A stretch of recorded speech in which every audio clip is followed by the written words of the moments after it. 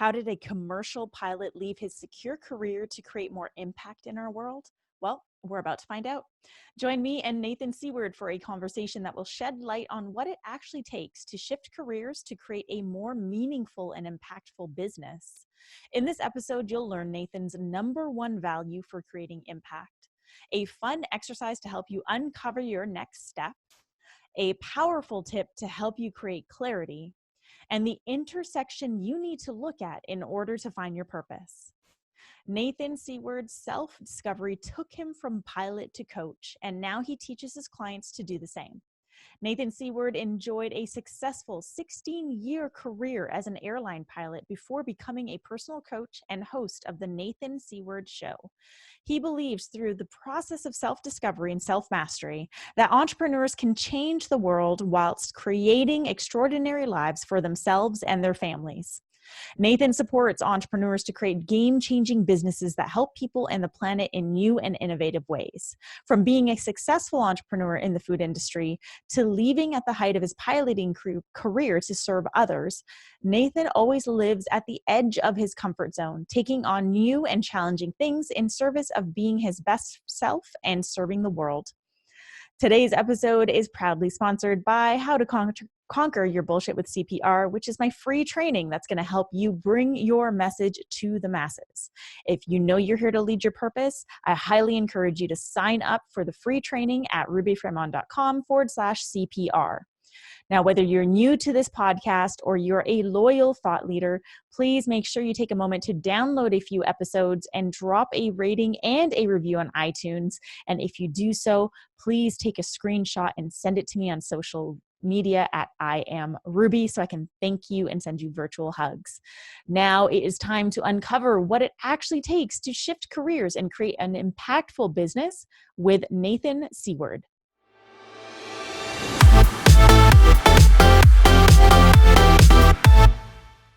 Hey, thought leaders, I am back with a very special guest whom I had the pleasure of connecting with briefly at an event in London when I was at the Rich Litvin Intensive. And he has quite an amazing story and has taken what he's done and is now serving others in creating the same. So without further ado, Nathan Seaward, welcome to today's Thought Leader. Thank you, Ruby. So good to see you. So great to see you. And I'm excited to dive into this conversation. So why don't we just dive right in? Sure. One of the things that I loved about you, and I remember Rich sharing some of your story on stage about how you were a successful pilot, and it's not that you hated your career, you loved it. But you stepped into something that felt more meaningful and something that you felt would create more impact. So why don't we just do like a really brief synopsis of that piece of your story, just for context for our listeners? Yeah, sure. So I grew up in New Zealand, which was amazing. As you can imagine, it's a very cool place to grow up. Yeah. And my mother was from Montreal. So we used to fly back and forth between Canada and New Zealand all the time. Mm-hmm. And it was back in the days where you could go into the cockpit and stay in there if you wanted to. So as a little kid, when everyone was asleep on the plane, I would disappear into the cockpit and just spend hours, with the pilots. Yeah. And I was like enamored by this whole environment. And so I just told my parents, there's nothing else I want to do. Like, this is it. I'm obsessed with this. So started getting flying lessons when I was 12, went solo when I was 16, got my private license at 17, and then left school and got my commercial license. And just loved it. It was like this boyhood dream that I got to, see out. And so flew for a bunch of different airlines, ended up flying in Japan for the biggest airline in Japan and doing that for the last 4 years of my career. So I got to go all over Asia. And yeah, it was just a super fun job, that was a boyhood dream of mine. Yeah. That's incredible because we hear a lot about pursuing our dreams. And then there's this other piece to your story where you were seeking to create more impact. And what I love about this is that our dreams, or that the dreams that we have, they're allowed to evolve, right? Our dreams are allowed to evolve, and our dreams may not provide us with the same depth of impact that we feel we're here to create. So you eventually left this career that you loved, that you dreamt of, to pursue something of more impact. So what was it that you stepped into after this? Yeah, it's just to skip back to that point, because I think it's a great point. You know, my career was amazing, but it was the decision of an 8-year-old. Right. You know? So it's super fun, and it, like the little boy in me loved that part of the job. But at the end of the day, it was a kid making that career decision. So true what you said is most of us have made our career decisions as children. Right. And so the idea that by the time we hit 30 or 35 or 40, that would, still be the perfect decision for our lives is not necessarily true. But at that point, it's quite challenging to get out of it. Yeah. Yeah. So for me, I just had this entrepreneurial streak. I think that I'm gay and I really struggle with coming out. I didn't come out till I was 22. So I was looking at a lot of personal development and reading a lot of self-help in my teenage years because of that. And self-help and entrepreneurship seem to run pretty hand in hand, I found. So I found myself reading about self-help, but at the same time reading about entrepreneurship. And so that kind of also felt really exciting, like having a business. I started washing cars when I was a kid for like $20 a car. And my brother and I started a fish and chip shop. Fish and chips is like the biggest takeaway in any British colony, right? Yeah. especially New Zealand. So we tried to like franchise fish and chips. I did that on the side when I was, still flying. And so it wasn't like it came out of nowhere wanting to leave flying. I kind of had this itch that I was, trying to scratch on the side as well. But the bigger part was, and I think a lot of people feel, like you said, they want to make more of a difference. Or they feel like they're here for a reason. They're here for something bigger. They're here for a purpose. And I always felt my purpose was to help people in some way. I saw a lot of pain, in my family and around the people around me as a kid. So I wanted to help, I wouldn't use these words at the time, but I wanted to help heal people, I think. Yeah. And so after I had a bad breakup, I hired a coach to help me get through this breakup and kind of figure out what to do in business. And then I fell in love with just the transformative power of coaching. I was like, wow, this is incredible that this is your job. And so it started leading me down that path. Right. Into being a coach. Yeah. Yeah. And in your career as a coach, like this isn't something that you necessarily foresaw. Like this isn't something that you necessarily always wanted to be. But would it be fair to say that it provides you with the feeling that you always wanted to have? Yeah. I think what I was looking for, and I think I did go through this at the time, I wanted something that, helping people or making a difference was missing in flying. Great job, travel, great money, but didn't necessarily feel like I was making a big impact on the world in some way, or helping people. So I wanted to help people. I really wanted to be nomadic and live like the minimalist nomadic lifestyle. And I wanted to make a ton of money. And so I looked at coaching and I was like, yeah, I think it ticks all 3 boxes. I think I can make this work. And it felt like it felt like my whole life had led to it. Right. At that point. Yeah. I mean, I know that when we had chatted before this episode recording, we had talked a bit about that and about your story, and even just the courage that you had to have had to come out at the age of 22, and how that in itself is also, I mean, I look at all these different pieces, like you stepping away from your career as a pilot and stepping into coaching, you and your coming out story, and then you and your drive to really help heal people. All of this in turn feels like it's like pieces of you that are falling into deeper alignment with yourself, which has, I mean, for certain helped you fall into deeper alignment with what you're now doing as your career. Yeah, I read the book The Alchemist a few years ago and just went, oh, this is it. Yeah. This is what I've been doing. That idea of just following your personal journey, like feeling a calling, and then it's the journey that you go on is what it's all about. So the last couple of years since I left flying have been so hard. Flying for me was easy. I loved it, and it was the career was very stable. Being a coach is not a stable career. career choice, you know. So it's been really hard, but that is the point. That's the journey. That's the growth. That's taking you towards this higher purpose. Yeah. It's really interesting that you say that, because I'm 100% in agreement with that it is really tough, and that is actually the journey. And yeah, I know that we probably have a ton of listeners who are listening to this right now saying, well, I'm also on this journey and it's really tough and I don't like how tough it is and I'm finding it really hard to keep going.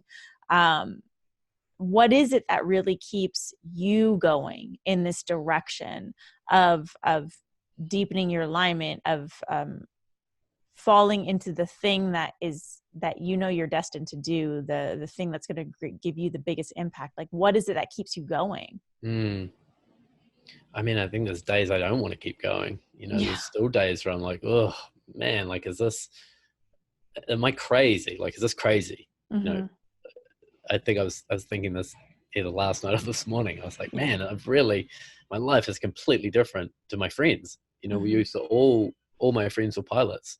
We used to talk about the same things. We lived in the same city. We had the same job. And now I could not be further away from that. And at times that feels very lonely, like going after this path. So what keeps me, or what I check in with, not what keeps me going, but what I check in with in those moments is, what would I rather be doing? Like, it's almost like there wasn't a choice. Like this was like my heart, or the purpose, or the feeling that I wanted to follow this. I didn't really have a choice. And when I think about it, there's often a question coaches ask where they say, like, if you had $1 billion, right, what would you do? And I would probably shift a couple of things. Maybe I'd have some more expensive holidays, but I would do this. Like, I would do this. I would do some version of what I'm doing. Money would maybe allow me to increase the impact, but it would be some version of this. So I always check in with that, and I go, I make a difference to people. I have conversations with people and make a difference to them. That's what I said I wanted to do, and I'm doing it. Yeah. I love that question that you suggested, is what would I rather be doing? Because that's almost like a quick slap in the face in that moment of doubt, right? Like I feel you on that, because last week I was having one of those weeks where I was asking myself, what the fuck am I doing? But it's true. Like, what would I rather be doing? Like, what would I rather be doing? If it wasn't this, then what? And for those of us who are on the path of doing what it is that we know we're here to do, the answer is going to be, well, this is what I'd be doing. And it's almost like an opportunity to just check yourself. Well, and you're a courageous person. So I trust that if you felt like this isn't what you wanted to do, you would have the courage to look for the next thing. Right. But the thing is with courage, like if you had met me, you know, maybe 7 or 8 years ago, I wasn't courageous. And the courageousness that I hold has been developed, just like everything else, the resilience, the tenacity, the drive. Like, I feel like all of these things are things that I have developed, but with the backbone being my purpose. Like, what am I willing to do for my purpose? How far am I willing to go for my purpose? If I'm not going to do this, then what else am I going to do? Like, if I'm not willing to do this thing that is going to help accelerate where I'm at to either bring my mission to the masses or to serve more powerfully, to serve more people, then what am I willing to do? You know, it always comes down to questions like that. And I think that that's what, there's a lot of talk in the personal development and entrepreneurial space about, just leave your job, start the entrepreneurial endeavors, follow your purpose. But not enough people are talking about the grit that it actually takes to do that and the courageousness that it takes to do that. So I love that our conversation is now flowing into this, because I think it's really important to talk about is the courage. I mean, for you to leave your career as a pilot, which number one, probably paid you well. Number two, probably had health benefits. Number three, provided you with like a pretty steady paycheck. So you knew what to expect, right? 4, you had a built-in community, right? So it was safe. It was this safe thing that where you could travel the world, where you loved it. It's not that you hated it. So it was this safe thing that you had created for yourself, but you had the courage to step out of that and into the unknown, really, to follow what felt like it would be ultimately a better fit. Like, that takes courageousness.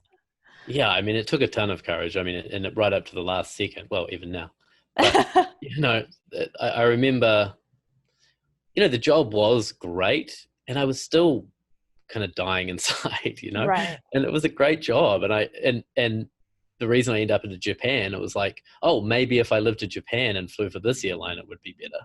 Right. And so that was like the highest paid job I could find. It had the best time off. We only worked 2 weeks a month. It was like such a great job.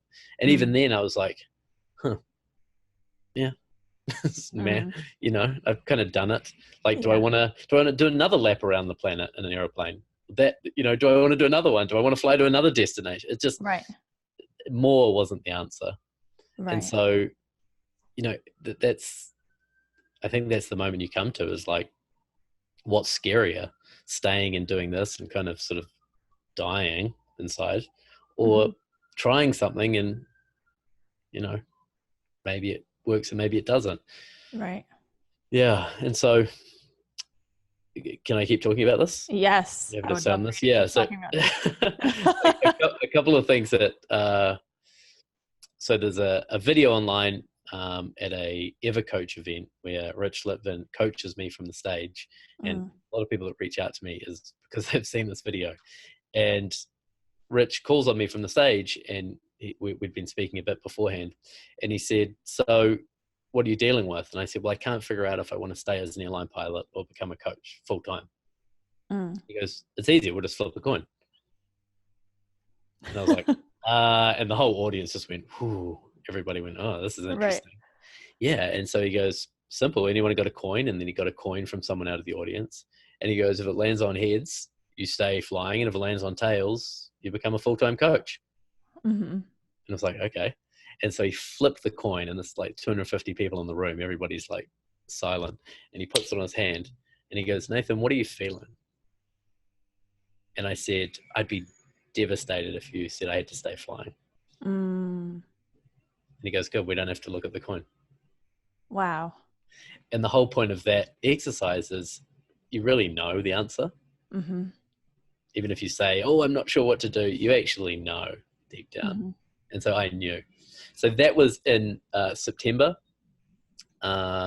Still felt too scary to even think about the repercussions of that exercise. But I had a 3-month notice period. So I handed my notice in April and left in July the next year. So whatever that is, 10 months from that moment. And the scary things was obviously the money and the stability, like you mentioned. Business is super unpredictable. And my friends were all pilots, so would I still have friends? Where am I going to live? The biggest one I didn't expect was the status of being a pilot. That I lost overnight. Right. And one day you don't ease out of flying. You're a pilot one day and then you're not the next. It's very odd. It's very instant.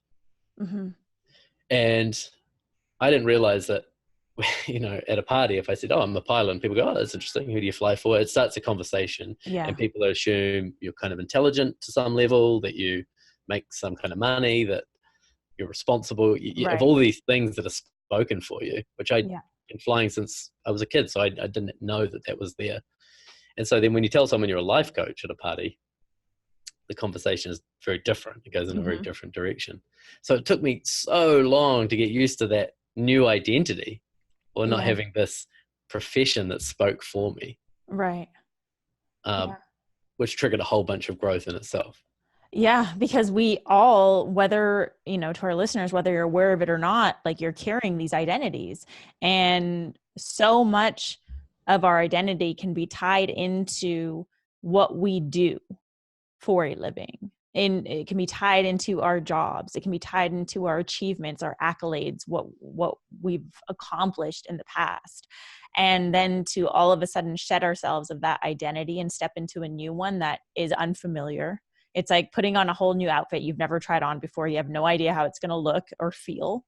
And then to allow yourself the the grace and like the space to really feel that out and to be in it and to just dive right in, like that's huge. And I feel like that's what a lot of people are on the edge of doing, of stepping into. It's like, you know, that this identity that you're currently wearing somehow doesn't feel 100% aligned with what you want to experience or who you know you're here to be. And yet this whole other identity that you want to step into is also this identity that you're completely uncertain of. Like, who am I when I'm a coach, or who am I when I am a speaker? Who am I when I'm an author? Whatever it is that you want to step into, like, who am I when that happens? It's really interesting. Who am I without any of it? Right. You know, because the ego says I am Mm-hmm. what I have. Right. Or I am, you know, who my title is, or I am how much money I have. So if you can step out of the ego, you know, those are all ego-based things, the identity. Who are you? You know? Yeah. These are like really challenging questions when you have that stuff stripped away. Right. It's like shifting from I am what I have to I am who I am. Well, then if you are who you are, then who are you? Right. Yeah. It's like getting to know it. I mean, was it like that for you, where when you stepped into this, it felt like a process of getting to know yourself all over again? Yeah. Yeah. And I didn't know, you know, and probably for like 6 months I said, like, I would go, I'm a pilot. Like half the time, I'm a coach. It was really, you know, and it was egoic. It's like, who am I trying to impress, or who am I, you know, who's this person in front of me, you know? So it took a lot of time to strip that away and just be me and be, you know, comfortable just doing what I do. Right. Just being what I'm doing at the time. Yeah. I found that my journey as a coach has been the most powerful personal development program that I've ever enrolled myself into, because I don't think a day goes by where I do not learn something about myself, like, because it pushes you to your edge. I mean, for me, it's like, on one hand, I'm so in love with my purpose. Like, it has such deep meaning because so much of it stems from my story. And I know this is the same for you. Like, so much of our purpose stems from our personal journey. And so we have this personal, like very, very personal, deep emotional attachment to it. Right. And so we want to do the best for it, which means we need to be our best for it, which means that like every day is us coming face to face with our challenges, with our obstacles, with our shadows, with all the ways in which we are stopping ourselves or blocking ourselves, and uncovering that so that we can continue to do to serve more people, to create a bigger impact, to amplify our ripple effect, right? But it's been like the greatest personal development program I have ever invested in, and at the same time, like the toughest. Yeah. And like I think being a coach, you know, someone said this to me, I can't remember who. They said, you go into coaching to help people, and then you realize it's now you're just having a whole bunch of breakthroughs in connection. Like, you're having to learn how to connect with people constantly and learn about yourself. So you go in to help people, and then you end up just with this massive personal development journey of your own. Right. So unexpected. And that impact that we want to create on the lives of other people, right? Like moving into a career that feels more fulfilling because we're creating a bigger impact. That impact starts by us experiencing it first. Like, I feel like I couldn't create the impact that I feel I'm creating without having first stepped into that impact myself, without first being the fullest expression of it, without first doing it or being it. Which I think is different than other careers. Other careers, you kind of step in and it's like you can take that outfit off at the end of the day. Like, you step in, put on your pilot's outfit, then you step out. Or you go in, you put on your corporate outfit, and you come home and you take it off. Whereas these roles that we've taken on as leaders of our purpose, as people who are devoted to creating impact, we're wearing this all the time. Like, this is just who we are. And so we need to come to a place where we're feeling that impact within our own being first, so that we can then push that out. into the Yeah, lives of others. it's beautiful. And it doesn't feel like you really get to have a break from that. Like it feels No. like, you've got to constantly stay present to that. Yeah. Well, that's Hmm. true for me anyway. But I Yeah. think for me, like one of my values is, especially with my clients, is going first.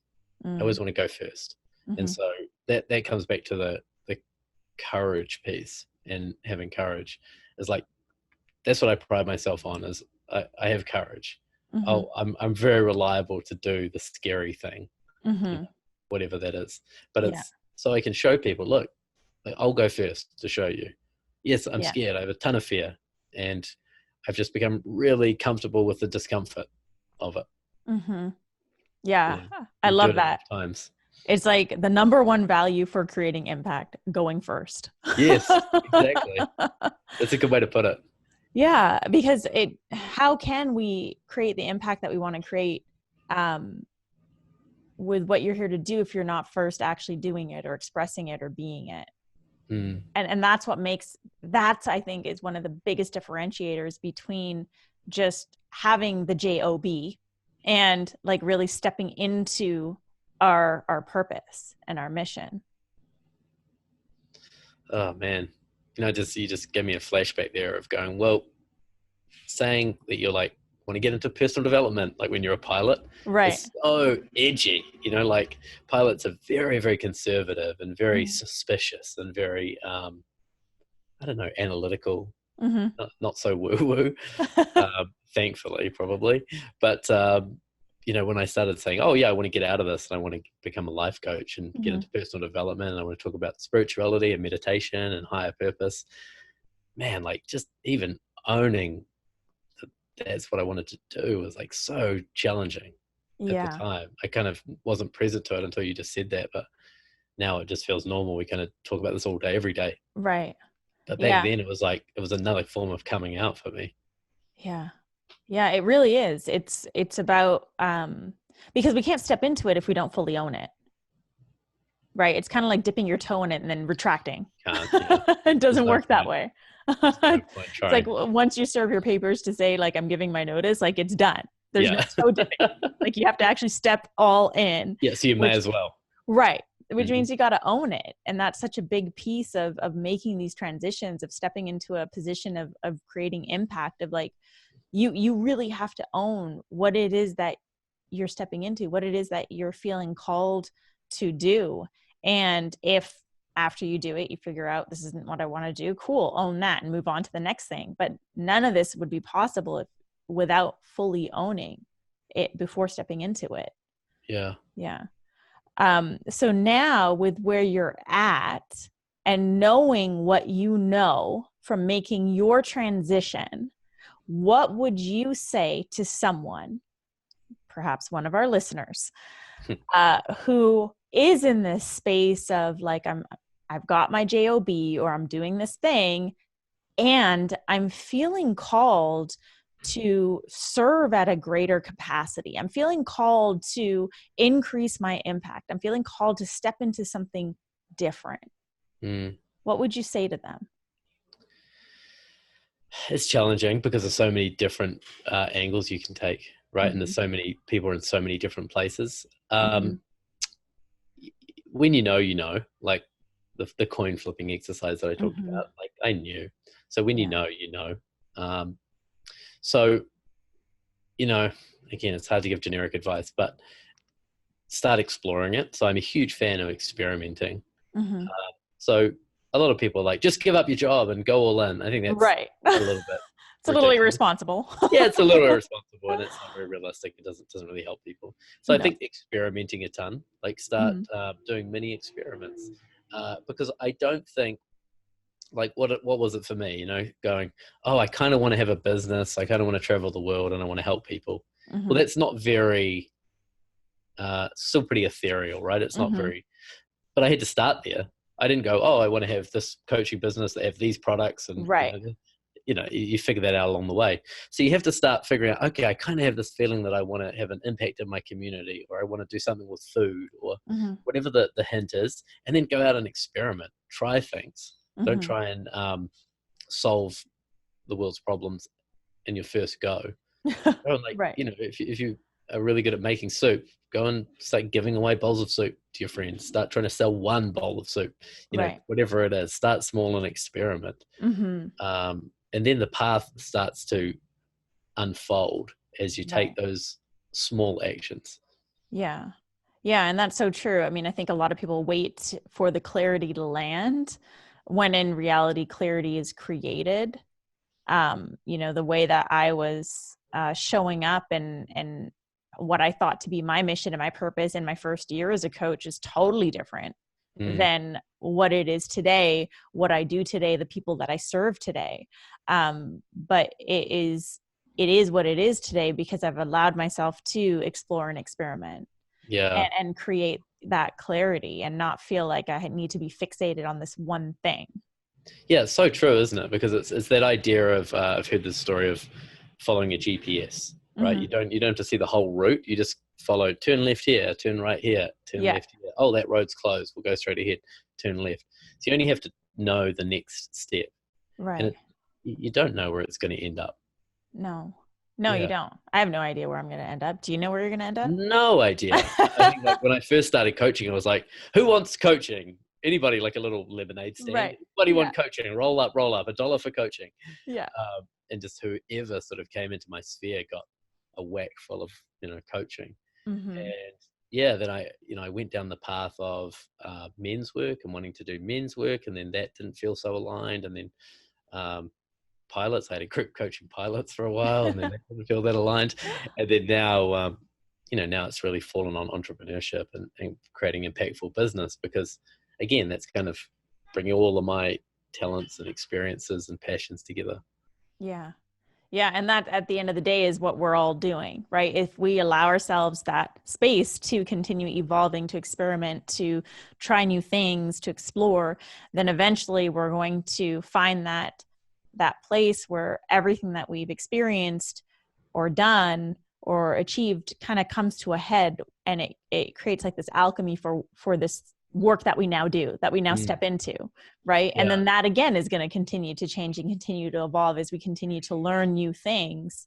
But yeah, I love that you said start exploring and experimenting. I think not enough people talk about that. I think too many people are trying to get you, our listeners, to find the thing and get super clear on it. And, like create your specific client avatar or create your specific products that you're going Oh, to be it's so known hard to for. do. There's so But much pressure too, mm, right? To put that on. It's like, well, no, what is it that you want to feel? So like for Nathan, for you, it was, well, you want to make a lot of money, you want to impact a lot of people, like that's pretty vague, but you allowed yourself to experiment, explore around those ideas to land on what you landed on now. yeah, one thing, there's I was just reading in the Daily Stoic that he was talking about do the opposite. Mm, And famous sleep therapist was working with people that were struggling with insomnia, and he told them do the opposite. He goes, try and stay awake like as mm, long as you can, and then they all mm-hmm. started falling asleep immediately because they were so focused on trying to get to sleep that it Right. kind of keeps it away in a weird way. Yeah. And so often I'll say to people, what don't you want to do? Mm-hmm. Like, what isn't your purpose? Like, what could you not see yourself doing every day? And oh boy, have we got a long list of that stuff. Yeah. So I think when you do that exercise and look at what you don't want to do, you realize I'm a lot closer than I think I am Mm-hmm. to finding the thing. Yeah, that's true. And that's a really great exercise for you listeners to take home and to do that. And I highly recommend doing the coin toss at home because I think that in itself could be pretty unveiling. Yeah, you do it for anything. um, so Nathan, are there any final thoughts that you want to share with our audience before we wrap up? Yeah, I mean, my belief, to wrap up everything that I've learned and what I Yeah. do in my life, what we've been talking about, I really believe there's an intersection of your greatest gifts and everything that is your genius Mm-hmm. and helping the world. I Mm, think like that's, if I had to sum up what I believe, it's the intersection of those two things. If you can mm, find your uniqueness, your genius, through working with a coach or something like that, and then you pair it with how can I use those gifts to make a difference to the world, to have an impact, mm-hmm. that is all you need. That's the path for me right there. Yeah, I love that. So finding that intersection between your greatest gifts and impacting the world. I love that. That's enough to right there to start exploring and start experimenting. Totally. Nathan, thank you so much for coming on to today's Thought Leader, for sharing your wisdom, for sharing pieces of your story. I really appreciate you. How can our audience get more of you if they want to stalk you online? And I'll add these links to the show notes. Yeah, perfect. I mainly use Facebook. So I have Cool. my own podcast, do a Facebook Live every Monday. It's just at Nathan Seaward, Instagram at Nathan Seaward. And I have a special training on everything we talked about. Oh, It's just perfect. training. So I'll Yeah. put up a link for you guys, nathanseaward.com/Ruby. Okay, perfect. Perfect. That's Thanks, awesome. Ruby. So grab that training, everyone. To our listeners, thank you so much for joining me and Nathan on today's Thought Leader, where we're challenging you to rise up, speak up, and create a movement. If you have any questions for myself or for Nathan about this episode, if you gain any big insights from this episode, please drop us a line, reach out to us on social media, and of course, be sure to drop a rating and review on iTunes. And I will see you back here on Thursday for a fresh new episode of Today's Thought Leader.